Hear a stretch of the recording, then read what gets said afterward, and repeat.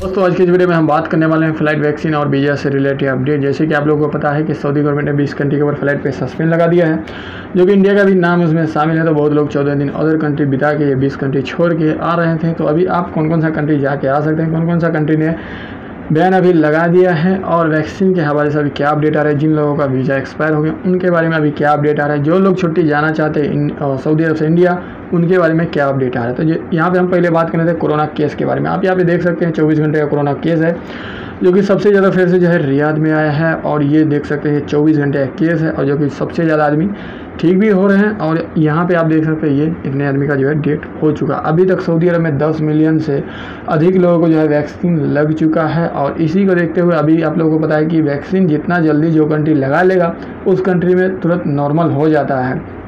Saudi अरब में भी अभी 10 मिलियन आदमी लोगों को वैक्सीन लग चुका है। तो सऊदी अलायंस अभी शुरू भी होने वाला है 17 मई को। और बात करें इंडिया के बारे में तो आप यहाँ पे देख सकते हैं 24 घंटे में 4 लाख से ऊपर 3 लाख से ऊपर आदमी लोग कोरोना वायरस हो रहे हैं। 4-4 हज़ार आदमी 24 घंटे में डेथ हो रहे हैं। WHO ने एक फिर से नया वैक्सीन लेके आया, जो कि चाइना वैक्सीन है। आप यहाँ पे देख सकते हैं WHO ने परमिशन दे दिया है। वैक्सीन का नाम है साइनोफार्म वैक्सीन। आपातकालीन उपयोग के लिए चीनी साइनोफार्म वैक्सीन को मंजूरी दी, मतलब कि ये भी वैक्सीन अब आदमी लोगों को लगने वाला है। आप लोगों को पता है कि इंडिया में अभी वैक्सीन और भी चीज़ का बहुत जो है कमी चल रहा है, बहुत लोग ऑक्सीजन के चलते डेथ हो रहे हैं। तो यहाँ पे देखिए यूके ने भी जो है वेंटिलेटर भेजा है। बहुत ऐसा कंट्री है जो कि इंडिया को अभी हेल्प कर रहे हैं, लेकिन इंडिया ने भी हेल्प किया था। मतलब कि जब इंडिया में वैक्सीन बना था तो बहुत ऐसा कंट्री है जिसको जो है भेजा था इंडिया गवर्नमेंट। करें फ्लाइट के बारे में तो आप यहाँ पे देख सकते हैं एयर इंडिया एक्सप्रेस ने खुद ट्वीट करके बता रहा है कि जिनको चार्टर फ्लाइट की ज़रूरी है तो यहाँ पे बताया जा रहा है कि ग्रुप पैसेंजर जिनको ग्रुप होएगा वो लोग ही संपर्क कर सकते हैं चार्टर फ्लाइट के लिए। चार्टर फ्लाइट अगर आपको बुकिंग करना है, मतलब उसके लिए जानना है, तो आप ये ईमेल आईडी देख सकते हैं। यहाँ पे लिखा है charter@airindiaexpress.in पर संपर्क करिए। अगर आप दिल्ली जाते हैं तो ये देख सकते हैं इंडिगो एयरलाइंस का एक ट्वीट। यहाँ पे ये बताया जा रहा है कि जो लोग दिल्ली आएंगे उनको 7 दिन का मैंडेटरी क्वारंटाइन होगा। आपको पता है कि सऊदी अरब 17 मई को खुलने वाला है। इसी के वजह से खुल रहा है क्योंकि सऊदी अरब में बहुत जल्दी आदमी लोग को वैक्सीन लग गया है, लग रहा है। मतलब 10 मिलियन आदमी को अभी तक वैक्सीन लगा दिए हैं। इसके वजह से अभी सऊदी एयरलाइंस भी खुल रहे हैं और यहाँ का नागरिक अभी अदर कंट्री जा सकते हैं। बात करें नॉन सऊदी लोग क्या सऊदी एयरलाइंस से ट्रैवलिंग कर सकते हैं, तो इसके बारे में अभी तक कोई ऐसा अपडेट नहीं है। लेकिन अगर आपको जैसे सऊदी अरब में इंडिया जाना है तो वंदे भारत मिशन चल रहा है, चार्टर फ्लाइट चल रहा है और बहुत ऐसा स्पाइस जेट है और भी सारा फ्लाइट है जो कि इंडिया फ्लाइट जा रहा है। लेकिन आने के लिए अभी आपको अगर आप सऊदी अरब आते हैं तो आप लोगों को पता है कि वीज़ा वैलिड इकमा वैलिड होना चाहिए, उसके बाद ही आप इंडिया से सऊदी अरब आ सकते हैं। उसके लिए पहले आदमी लोग नेपाल जाते थे, कोई ओमान जाते, कोई अदर कंट्री जाते थे। लेकिन अभी का स्थिति में एक ही देश से आप जा सकते हैं जो बहुत अच्छा है, वो भी है बहरीन। जैसे कि मैं आप लोगों को पिछले वीडियो में बताया था कि एयर इंडिया एक्सप्रेस ने खुद ट्वीट करके बताया कि जिनका वीज़ा वैलिड है वो लोग बहरीन जा सकते हैं, जो कि टिकट का भी रेट बहुत 25-30 हज़ार इसी तरीके से चल रहा था। बहरीन 14 दिन बिताने के बाद आप आ भी सकते हैं क्योंकि वीज़ा सिर्फ वैलिड होना चाहिए, वहाँ का सिटीजन भी जा सकते हैं।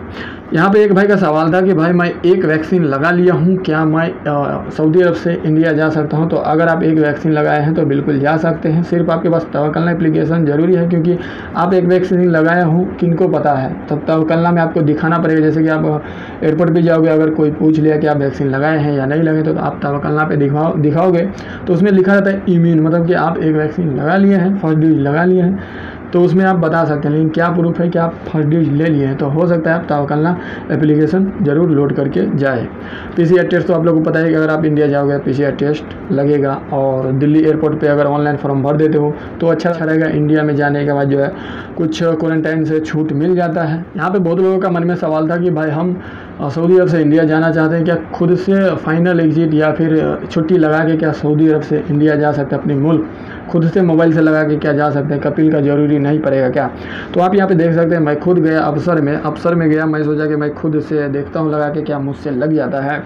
तो आप यहाँ पे देख सकते हैं अफसर का सर्विस पे गए। सर्विस के बाद यहाँ पे पासपोर्ट का जो दिख रहा है 3 नंबर पे, यहाँ पे हम दबाए। ठीक है, यहाँ पे दबाने के बाद आप यहाँ पे देख सकते हैं सिर्फ लिखा है exit re entry visa status सिर्फ बताएगा एग्जिट री एंट्री वीज़ा के बारे में, अगर मेरा फाइनल या फिर एग्जिट लगा हुआ है तो मैं यहाँ पे क्लिक करता हूँ। तो आप यहाँ पे देख सकते हैं यहाँ पे इकामा नंबर मांग रहा है, कफील का जो है ID मांग रहा है, और मैं खुद से छुट्टी नहीं लगा सकता। लेकिन ये कौन लोग खुद से छुट्टी लगा सकता है? ये सिर्फ वो लोग लगा सकता है जो कंपनी में काम करते हैं। बहुत लोग कन्फ्यूज थे कि भाई हमारे में तो ऑप्शन नहीं आ रहा है, वो तो छुट्टी लगा के जा रहे हैं। तो आपका कफिल, अगर आप प्राइवेट सेक्टर डोमेस्टिक वर्कर हैं तो आपका कफिल छुट्टी लगाएगा तो ही आप जा सकते हैं, या फिर आपका फाइनल एग्जिट लगाए वही लगाएगा तो ही जा सकते हैं। कंपनी में जो लोग काम करते हैं वो लोग खुद से छुट्टी लगा के जा सकते हैं। बात करें वीज़ा के बारे में तो आप यहाँ पे देख सकते हैं, एक आदमी ने सवाल किया था कि